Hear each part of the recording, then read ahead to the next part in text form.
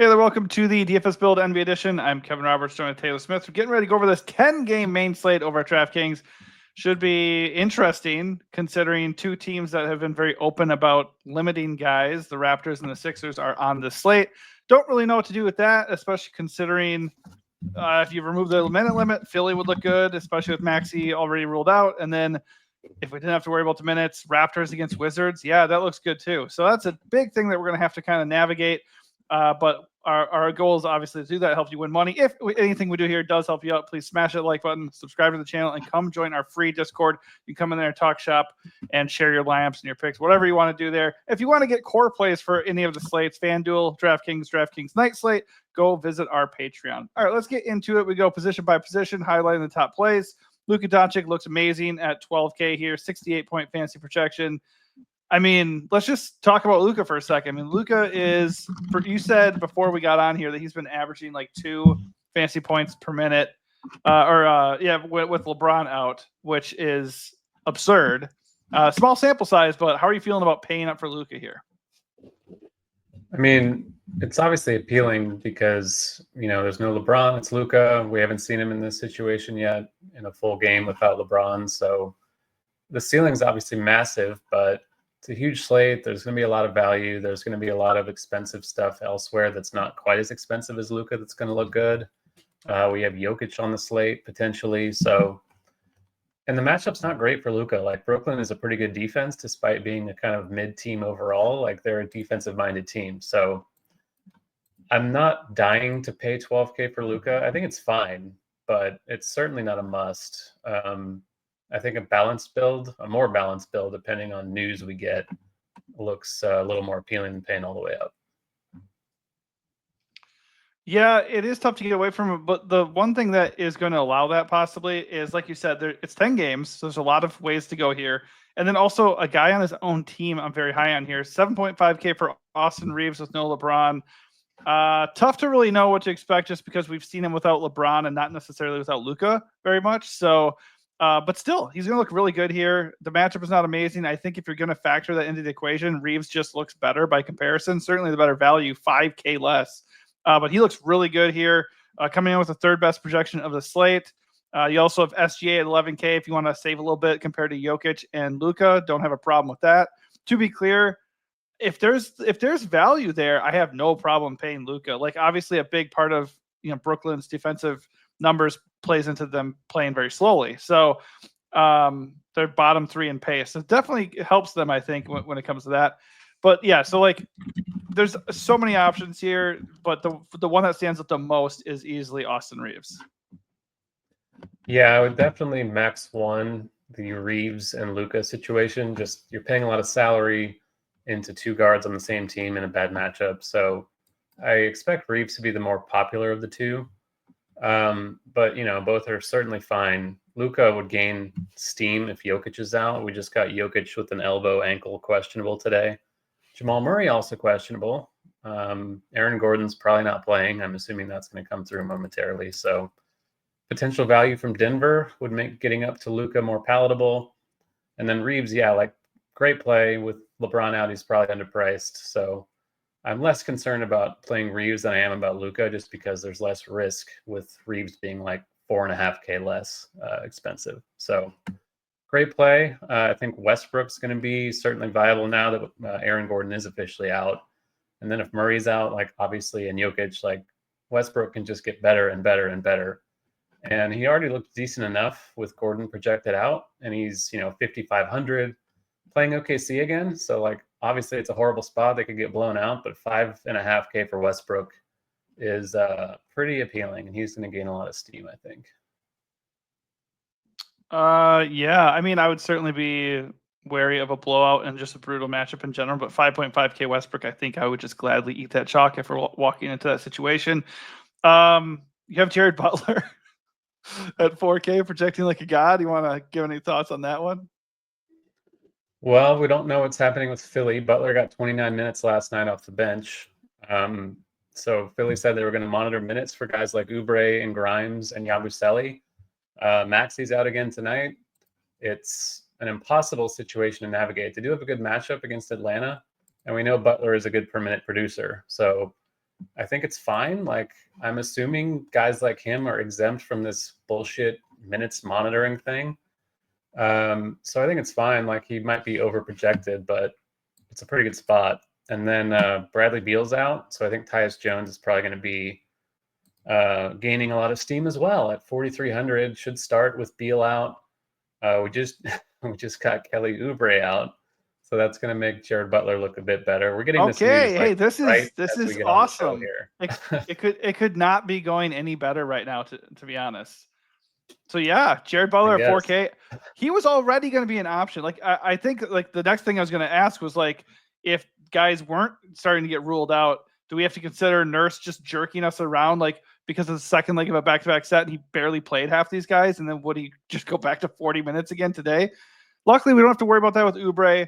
Butler already had a role yesterday, so I'm in on Butler at 4K, and then obviously with no Beal, Tyus Jones also looks really good all of a sudden. So dang, that's three really good guards that we could be looking at. Russ, Tyus, and Butler. The question is going to be, how are we prioritizing these guys as the night unfolds? Obviously, we're not going to have all the news and information we need right now as we do this. It's impossible on a 10-game slate anyways. So just all the more reason to come hang out with us in Discord leading into lock and then getting those core plays so you know how to build out, how to start mapping out your lineups. All right, let's keep going down here. Like, obviously, we got the Boston news too. Jason Tatum was questionable. Porzingis is questionable. I think he might have been doubtful, but either way, doubtful. Yeah, so there you go. So they could miss. You just really never know what they're going to do with Drew Holiday also. So it's possible we could get Peyton Pritchard value here. Derek White is still a good price if that situation unfolds in his favor. Let's talk about the Raptors thing here because Mano quickly still in theory is a really good play here at 6.5. I think, 6.5K against the Wizards. He was kind of only playing about 30 minutes anyways and still hitting. Two things to note here. Number one, the other Raptors guys that we'd be considering, their prices have spiked and quickly I think he actually went down $100. And then there's the other thing is obviously the Wizards are an amazing matchup, and then they did have their minutes limited the last couple of games. So how are you navigating this? Are you just like out on Raptors because it's a 10-game slate, or are you having interest here? I don't really see the need to go there. Like, quickly, 6,500, it's not necessarily a discount with Barrett and Barnes in. Like, he's been decent. He doesn't often flash a ceiling with those guys in the lineup. Right. And, they could get ruled out later. Who knows? We'll hear clarity on minutes. Probably not. Darko said he's going to do the minutes the way he wants to do them. Like, oh, they didn't get reps the other night, so I'm going to close with them tonight. And I don't know. It's just an impossible situation to navigate. Absolute exactly bullshit is what it is. So if people want to play quickly, I'm fine letting them and just not playing him. I don't really think I'm missing out by fading him. With Beal out, guys like Booker are going to look a lot better. The Memphis matchup's already a good one. Memphis is going to be shorthanded tonight. They already play fast. So Booker, the Suns still have a chance to make the playoffs. They still want to pretend their season is salvageable. So they're playing Booker and KD 40 minutes a night. I think Booker is a really good play, even on a back-to-back. We kind of skipped SGA, but with Chet probably out, I just think it's an awesome spot for him. Potential blowout, of course, with Denver maybe punting this game. We'll see what happens there. But SGA at a discount from Luka, I think, is perfectly fine. And then Dallas again. PJ Washington's out. Kai Jones is out. Brandon Williams is questionable. He's been starting for them at point guard. So him potentially being out would make me feel better about old sacks like Dinwiddie and Dante Exum, I guess. But I don't know. The Mavs are a complete disaster, and it's a very tough situation to deal with. I do think Dinwiddie is playable at 5'6" if Williams is out, though. Yeah, I think that's exactly the language I'd use. I think Dinwiddie and Exum, especially since Dinwiddie can be used at shooting guard and Exum at small forward, I think Exum's a little bit more interesting at 4.2K as well. I think because they're shorthanded, and if Williams is out, those guys are fine. We can go there. But we're already getting to really, really appealing value with the guys we already mentioned, and there could be more on the way. So, and by the way, I'm 100% in agreement with you on the Raptors thing. I think those guys are in play because it's the Wizards, and who knows what if they get 35 minutes randomly, right? If they do, and even they could crush in 3 quarters. So you can play those guys, but on a 10-game slate, I am going to just really prioritize guys that I actually feel confident in. and I just don't see the need in messing with them. The crazy thing is there is so much else to like here. We're not going to talk about every single guy, but is there anybody else high up, like in the 8K range or even 7K range, that you have your eye on that maybe not everybody's going to be playing? Josh Giddey, even with Vooch back, I think is okay, but not loving it. I think the guys I just want to pay up for are Reeves, Luka, SGA, and Booker at this point. Yeah. And then kind of hunting for value elsewhere. I think Dyson Daniels is always like okay, but I never feel super confident in him. He's fine though. And Trey Jones, we should talk about, has been starting at the point for Chicago with Lonzo out and with Io out. Even with Vooch back, I think he's still fine. The minutes have been over 30 in the last 3 games. Good matchup against Indiana, still under 5K. So I still think Trey Jones is a playable value tonight. Yeah, he's still going to start and get 30 plus minutes. I think he is fine. I don't think he's going to be a core play for the very reason we just talked about. There are going to be other guys opening up, and Vooch is back. So the usage just in general is going to take a hit for some of these guys. I loved Giddey before we found out Vooch was going to play. But now that we have Vooch back in, we don't really know what that looks like, with Vooch in there too. So I think Giddey's okay. It's a good game environment against the Pacers. And on the other side of that, Tyrese Halliburton, if he's in at 8.7, I think he could be a little bit overlooked here because it's just like that second tier upper mid range is just going to go overlooked in general. So those guys are interesting. How about value coming down here? Is there anybody else? Obviously, if Halliburton's out, we do have Nemhard and good God, TJ McConnell, who got injured coming off the bench. Will it ever stop, man? Like it's something new every night. Somebody getting hurt 1 minute in, or a late scratch, or guys playing Yabu last night played like 10 minutes. What the hell was that? Drummond? Anyways, just anybody else value wise that's on your radar at point guard? I think D'Angelo Russell is a pretty good play. 5,400 revenge game. He went off in the last game. The minutes have been very inconsistent, but the Lakers without LeBron, maybe they're a little less imposing defensively. He's cheap. We know he has ceiling, as we saw the other night. Not a safe play pretty much ever, but he's cheap. And if guys like Dinwiddie, Trey Jones, Chris Paul even are going to get some ownership, Westbrook could become ultimate chalk in that range. I think Russell's a pretty good pivot. Yeah, I agree. I think he's interesting. I think I had him as a core play starting the day because we just had no idea what was going to happen on a 10 gamer. And obviously the Raptors Sixers thing was ugly. Now I'm probably going to go away from him as a core, but I think he is going to be an interesting pivot with the other value that's opening up. All right, let's move it along here. Kick it over to shooting guard. Devin Booker is probably going to be up there. And let's see. Austin Reeves is ahead. Devin Booker is right behind him. Obviously, Reeves is the better point per dollar play here at 7.5K. I'm with you on Booker. He looks good. Not even that expensive, really, considering the environment. Jaylen Brown, if Tatum is out, is a smash. We can slide him over to small forward if we want to. You do also still have Desmond Bane, who is going down in price for some reason. He's probably going to play. Still no JJ, no Santi Aldama. Ja could sit. So that's where I would start. And then obviously if Jokic is out and Jamal is in, 7.9K, Jamal Murray also looks pretty good here. Yeah, I think Jaylen Brown's pretty good anyway. It's Utah. Sure. There's no Porzingis, we think. So he gets a big bump without Porzingis. So even if Tatum is in, I think Brown's a pretty good play in this spot. I agree about Bane. Like Phoenix is trash. This should be a pretty good game to target in general. We're going to get to some Suns now with that news.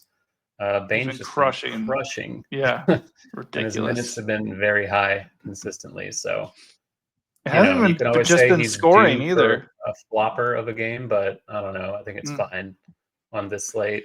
I think Booker's a pretty good play if people want to play Bane or Brown or Reeves instead. And Booker potentially goes a bit overlooked. I don't know if that'll be the case now that we have Beal out, but we'll see.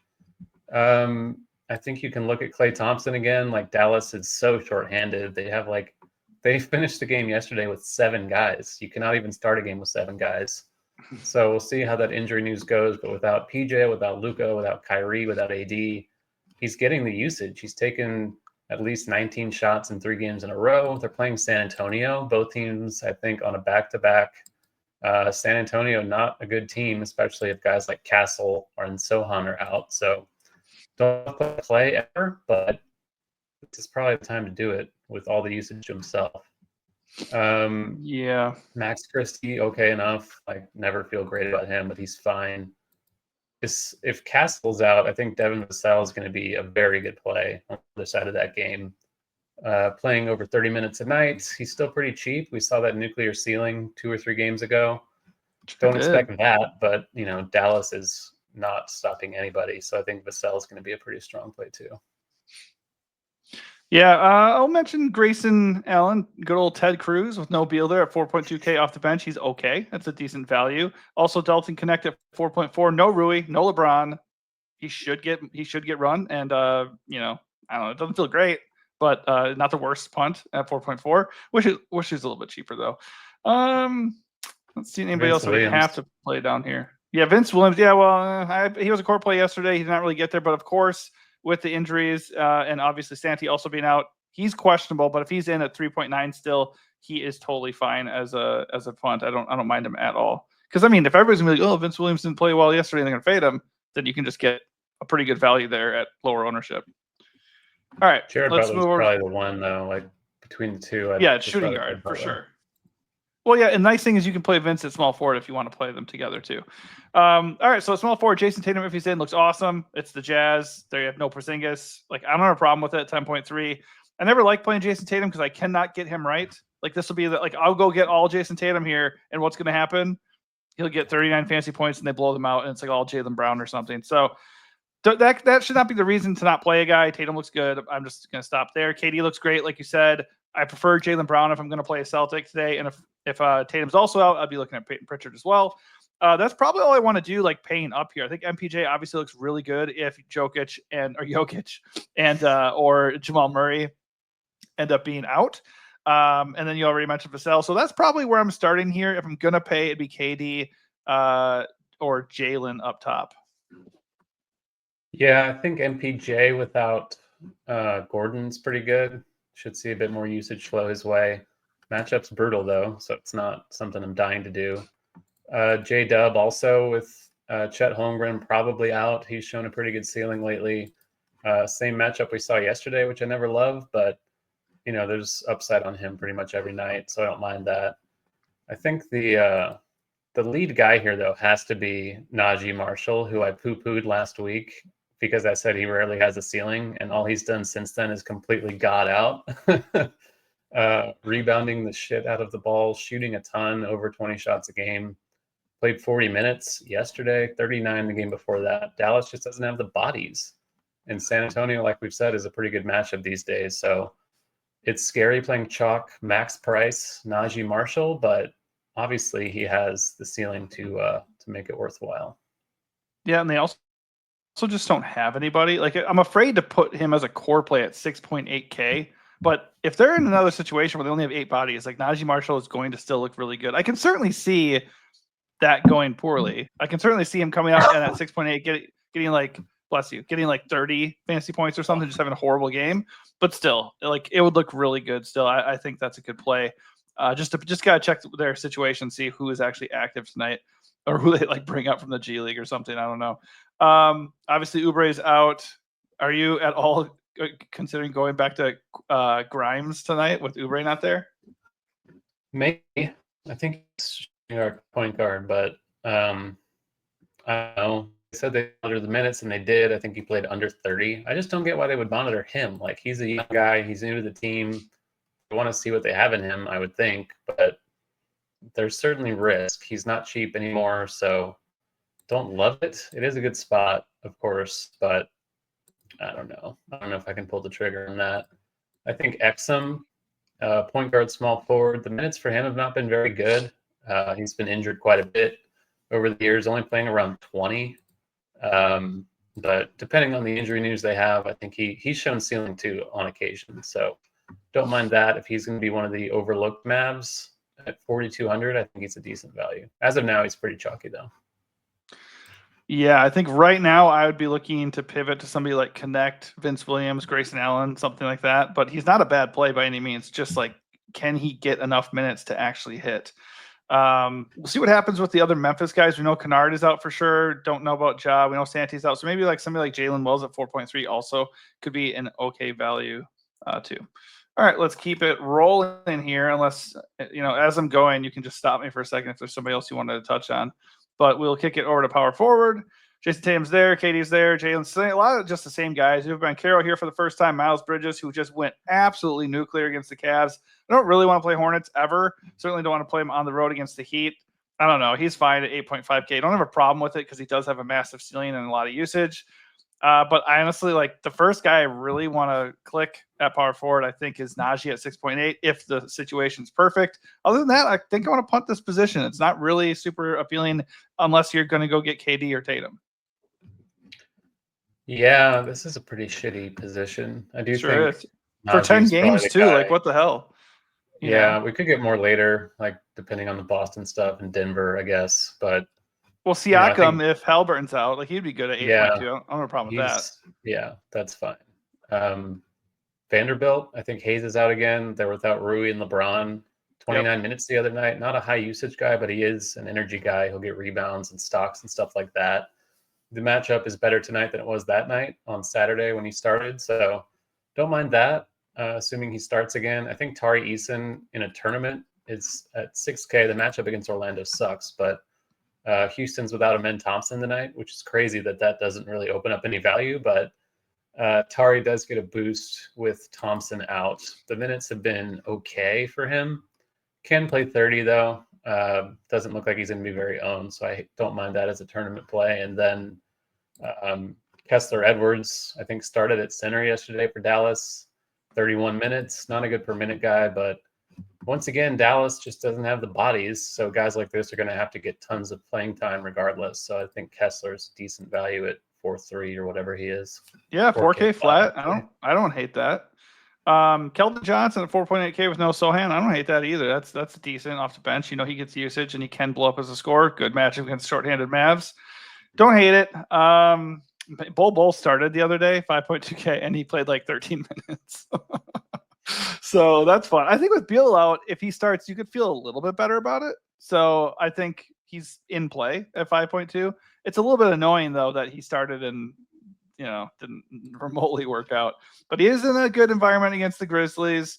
GG Jackson, 3.7K. He looks like a nice punt, nice pivot away from Vince. There's no Santee. There's no JJJ. There's no Clark, possibly. Is he out or questionable? Clark and Vince Williams are questionable.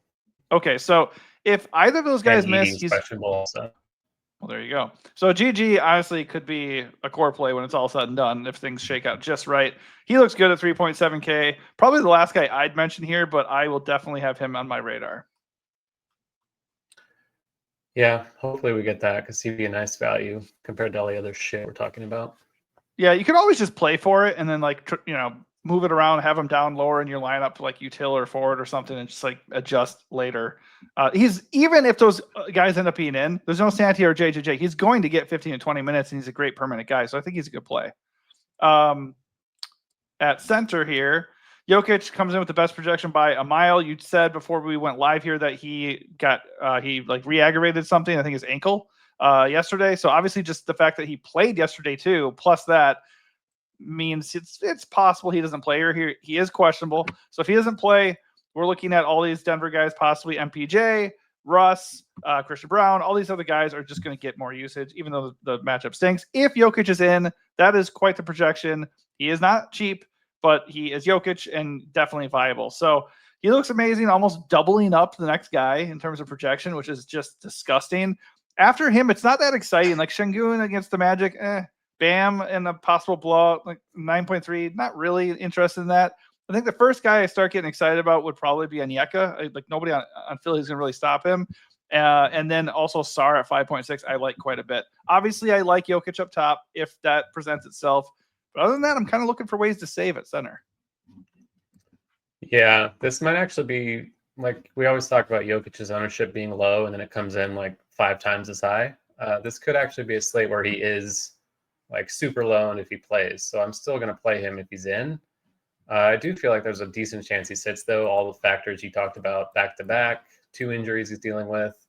OKC, they're probably not going to win. So, why not give him a day off? If that's the case, I guess DeAndre would be playable as a punt, even though that feels horrible. But a lot of stuff feels horrible on this slate. I feel a little bit better about Zeke than DeAndre. But I guess DeAndre is a way better per minute guy, but, based on Based on which year are we tracking? I don't know. Current year, Zeke Naji doesn't do anything while he's out there. Is DeAndre 3K flat? I can't say I've looked, but I can. Let's see. Not He even project. Oh is yeah, he's 3K. okay. I mean, that's it. We can do it. You said before OKC, especially without Chet, they do not rebound well. So, I mean, maybe he just gobbles up 15 rebounds and pays off. You never know. I will not say I'm opposed to it entirely. Somebody talked about this in Discord. Vukovic for the Wizards here. He's actually projecting extremely well in your model. So what's up with that? It's probably the matchup against Toronto without Pirtle. We saw Walker Kessler put like 30 rebounds and 10 blocks on the board the other night. Like Toronto is an awesome matchup for centers. So Vukovic, 3-7, playing backup minutes behind Sar. I don't love it, but he's viable. He's a good per minute guy. Not going to get to as much of him as I currently am, just because that feels pretty bad to me, but he's viable if no other better value emerges. I can't believe that we won't get better value, though. So by the time lock rolls around, it'll probably be irrelevant. I agree about Star being a good play. I agree about Okongwu being a good play. Hartenstein with Chet be a decent play. Orlando Robinson, Hurdle. That's really the one factor I'm like okay with into ownership, but he's not really shown a lot of ceiling either. So certainly not a must play if he's going to be a chalk pay down center. At my other job yesterday, I was talking about the slate and the Drummond news, and I was like, well, are they really going to limit Drummond and Yabusele? It's not like they want to play a Dembona 30 minutes, and then they went out and played a Dembona 31 minutes, so that made me look like a complete fool. But Drummond's questionable again. They want to manage the guys. Bona's cheap. He's another guy who's not typically a good per minute producer, but if Drummond is out, I guess he's a viable punt as well at center at 3-4. Yeah, especially if Drummond's up. If Drummond's in, like I said, I don't really trust Nurse to again only play Drummond 10 minutes. If Drummond and Yabu are starting, I don't want to play them because it's risky now. But I also don't trust Nurse at all. So if Bona starts, I don't mind him at all at 3.4K. The other thing, by the way, with Sar, Sar looks amazing. Tristan is just, it feels like a little bit thin because we have to really get these minutes from him to actually pay off. And it's tough because he's only 1 point behind Sar in terms of projection, like $2,000 cheaper. So obviously, if you could do that with any confidence, you would, right? But do we actually feel good about him getting 32 minutes, which is why the projection is there right now? I don't know. He's been getting a little bit of run though. So with no Rashawn there, he's not a bad punt as things stand. I don't hate it completely. I think that probably does it. And if Edie and Clark are out, Memphis has Jay Huff and Marvin Bagley. Oh yeah. Whoever starts in that situation, I would be pretty interested in as a punt. Huff got the minutes in the last game, I think yesterday. Bagley got the minutes the game before that, so it's kind of unpredictable, but both are very good per minute guys. I would be fine with either of them if they start. Yeah, absolutely. They're very cheap as well. So last guy we should touch on is Trey Jemison at 3K. There is no Jackson Hayes. There's no Rui. Obviously no LeBron. He could start. How do you feel about Jemison if he starts? He's another of those bigs who's somehow not active while he's out there. Trey Jameson just doesn't do anything. He got 5 minutes in the last game without Jackson Hayes, so not into it at all. Feels bad.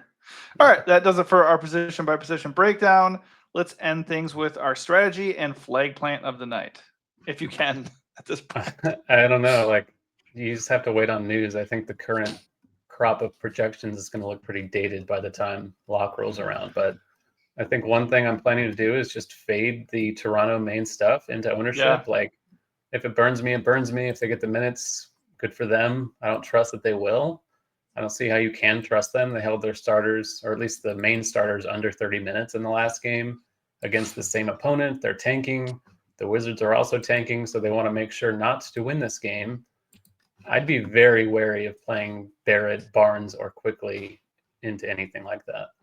Yep, but that's one of the first things I said in Discord. I said, I want to give you guys the best plays possible, and they grade out as great plays, but I can't actually also tell you to play these dudes who I don't even know if they're going to play 25 minutes. I just think they're bad plays because of the risk.